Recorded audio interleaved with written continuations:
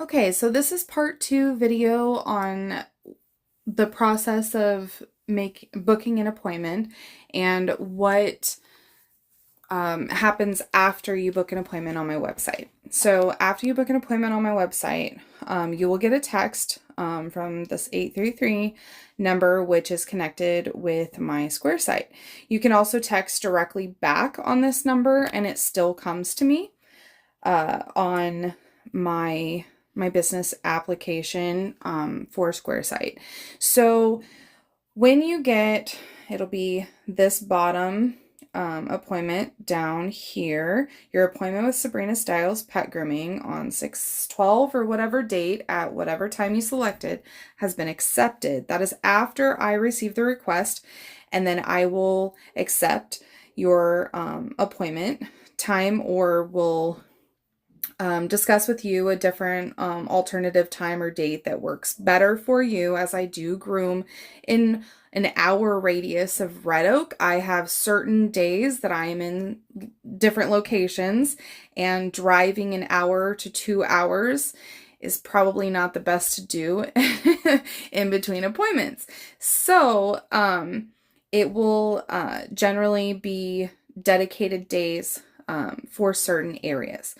And then after I accept it, you'll get this. Now under here, it says, please complete forms, and the squareup.com/ etc. letters that you will need to click this link. This form must be completed prior to your appointment date.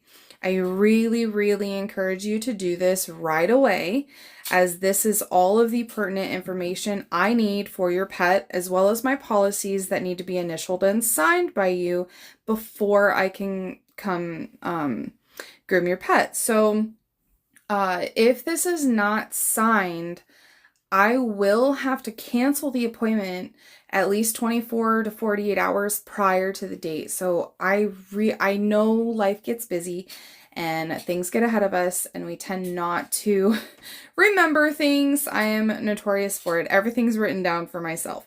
So I totally get it.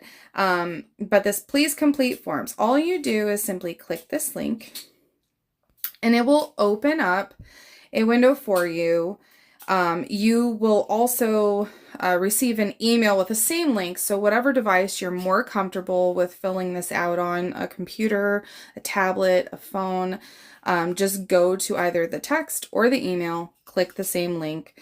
It'll pull up this window. So then on this form, you'll see recipient, name, email, phone number. This is just a test one that I have created. And so then you're going to go ahead and fill out all of your information here, and you will initial under each one of these policies. And let's see, once we get down here, then I will need your pet's name. I do have enough spacing on here for up to 4 pets. That's typically all I can fit in a day at this time, and I didn't want to make the form too lengthy.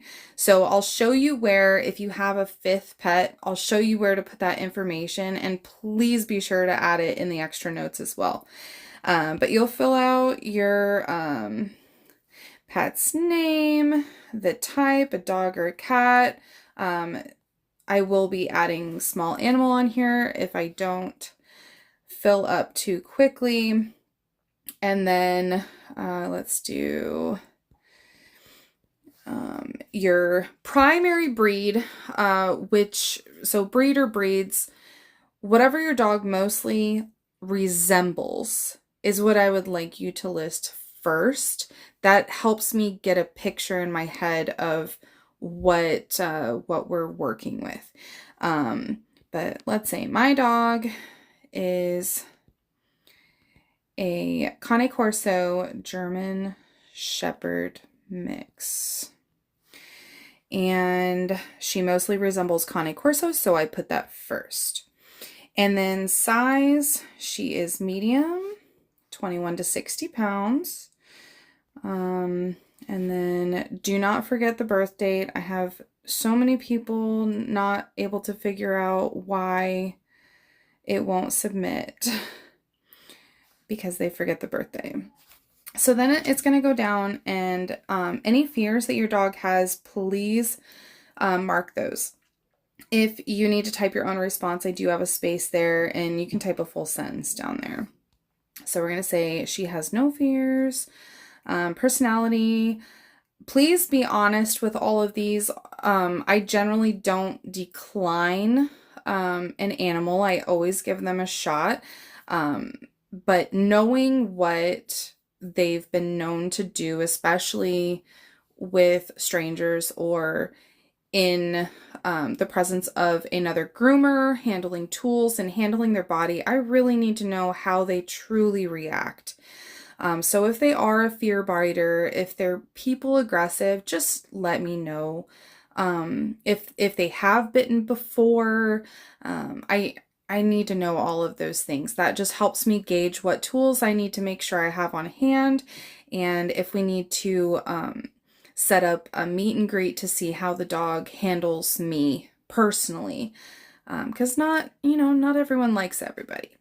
As far as medical issues, please be thorough with this. You never know the different little things that can really put them in pain during the grooming process. It is a lengthy process, and it does put a lot of strain on the body, and I would much rather you tell me that your dog regularly has hot spots or has an open wound rather than me accidentally finding it while grooming your dog, because that's not going to put them in a good situation. So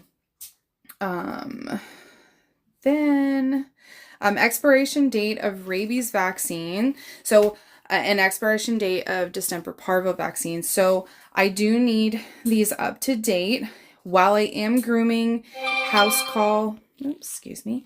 While I am grooming inside of your home, by law, it is not 100% required that they are up to date, since I am in your home and not in a commercial kennel licensed facility. However, I do highly recommend them being up to date, because once I get my grooming trailer, they will have to be up to date with these 2 vaccines that are required by law, by state law of Iowa. And I will not be able to continue grooming your pet if they are not up to date. So just to keep things simple and keep me out of trouble and keep everyone happy and healthy, let's make sure that we have up-to-date rabies and distemper parvo vaccines. Now down here, anything else to note? So think of anything. If this is a first puppy groom or a first professional grooming, if there are any former groomer notes, like what links they used on where, I know sometimes those notes may not make sense to you, but trust me, they'll make sense to me. If they're touchy on a certain spot, or, their left back leg, they fight for nail trims, and that's the only one that they have a problem with. There's probably an injury that healed wrong. But just let me know those little things.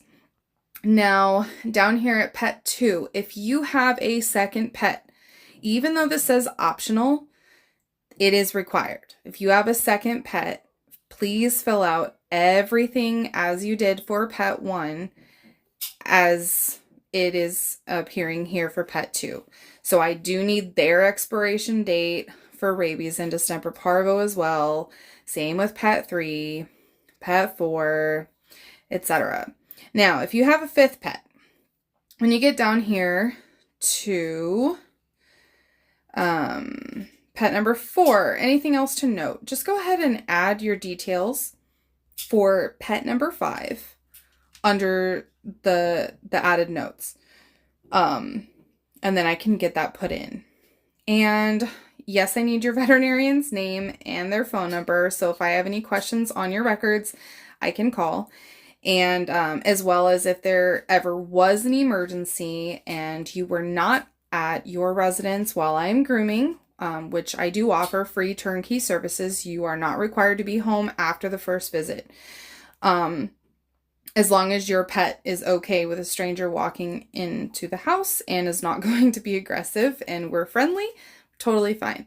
But if there were an emergency or if I had a matter that I was concerned about, I do need to be able to contact your veterinarian and make sure that they're aware of a situation. Now, in an emergency, I would definitely get a hold of you first, and usually with everything, I get a hold of you first anyway, before calling a veterinarian.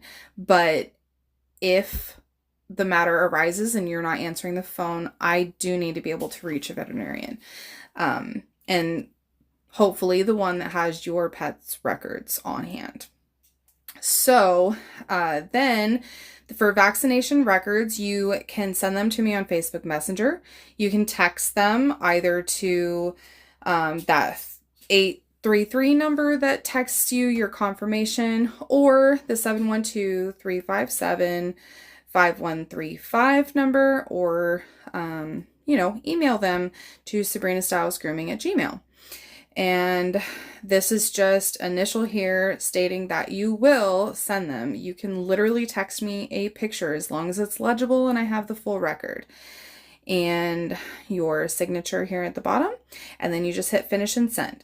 If this does not finish and send, you have missed something. So then you'll need to scroll back up and make sure that you did not miss anything that was required. That is how you fill out the form, and that would then complete your intake process, and your grooming appointments are set to go on just as easy breezy as possible. I hope this helped answer any questions that you may have, but if you have any more, please feel free to reach out, and I hope to see you and your furry friends soon.